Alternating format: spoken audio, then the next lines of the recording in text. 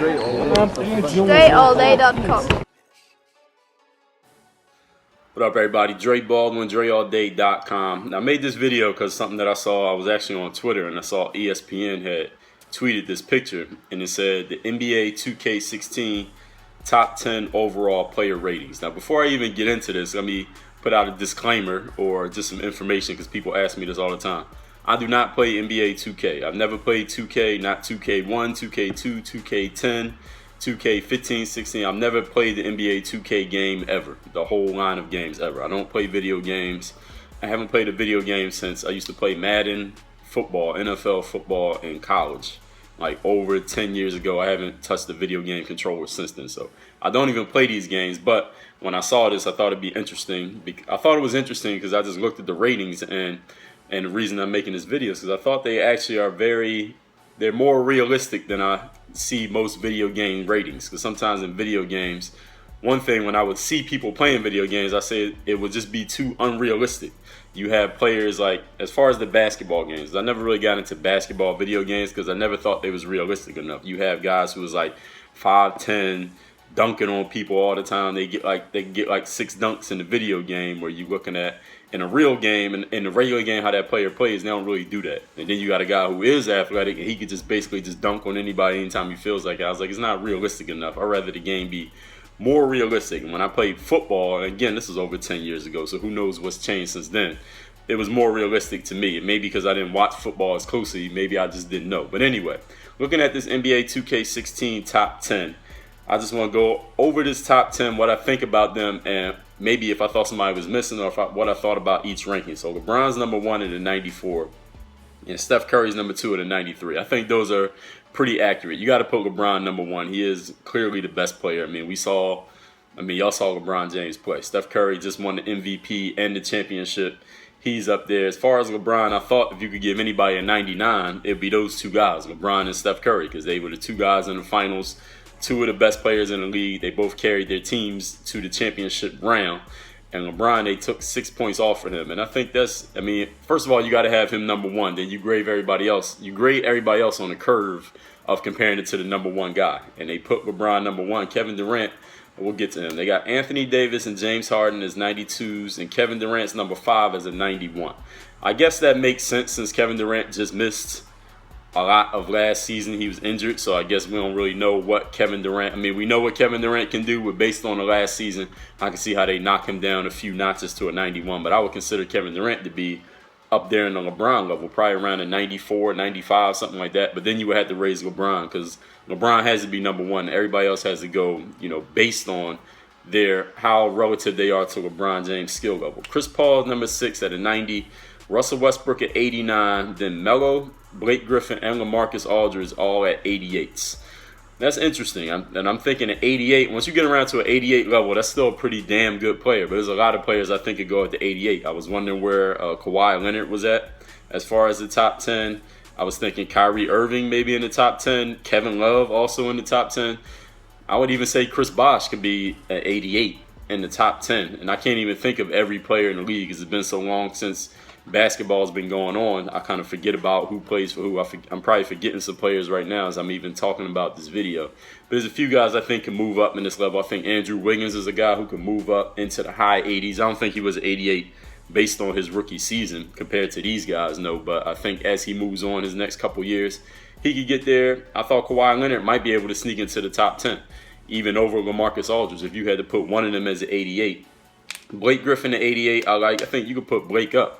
I would maybe push Blake up to maybe at 89, which would put him tied with Russ as number 7. I thought Russell Westbrook, like the way he closed out last season, he'd be over at 90. I would put him at the same ranking as James Harden or Kevin Durant in the top 5.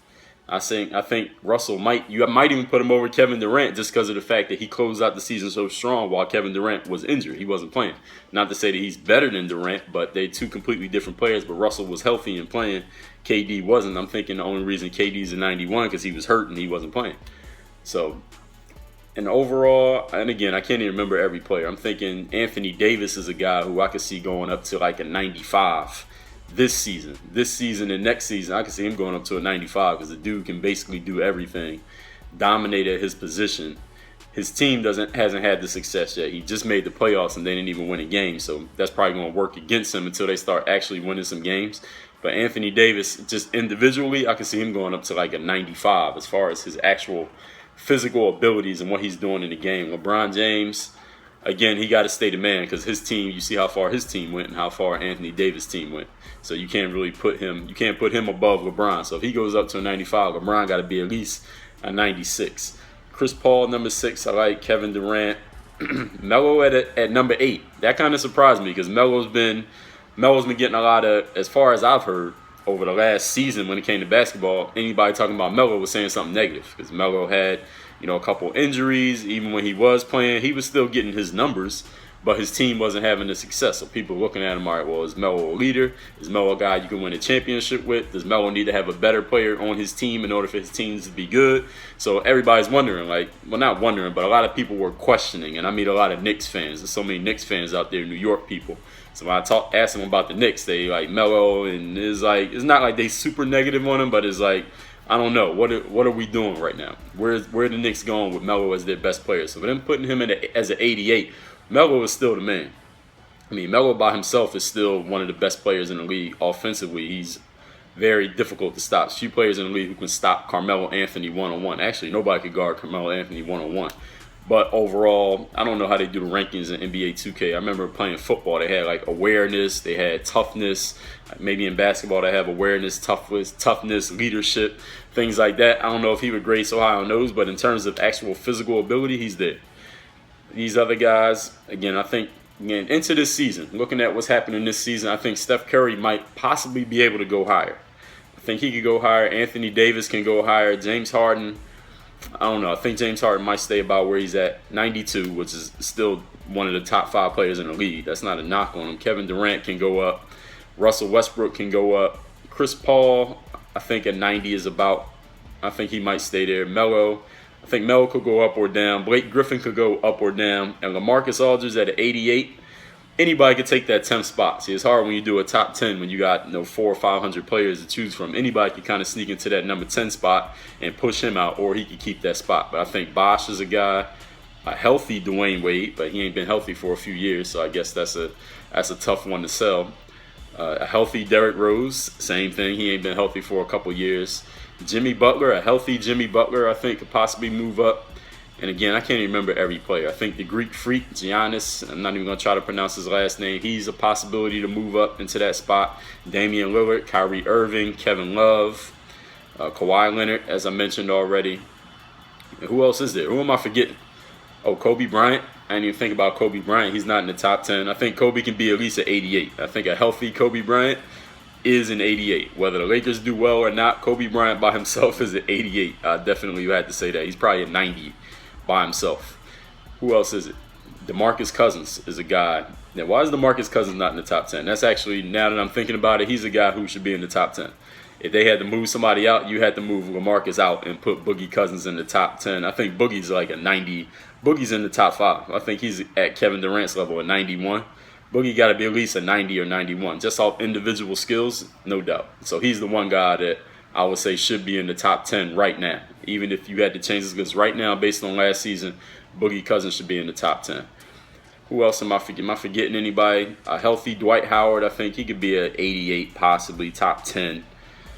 But Boogie's the one guy I say you got to put him in there and adjust this list. Everybody else, again, I'm probably forgetting some people. It's been a while since basketball's been on, so I'm not every single player conscious like you would be during the season. So anyway, I want to know what y'all think about NBA 2K, these 2K top 10 rankings. Again, I just told you, I'll say it again, top 10.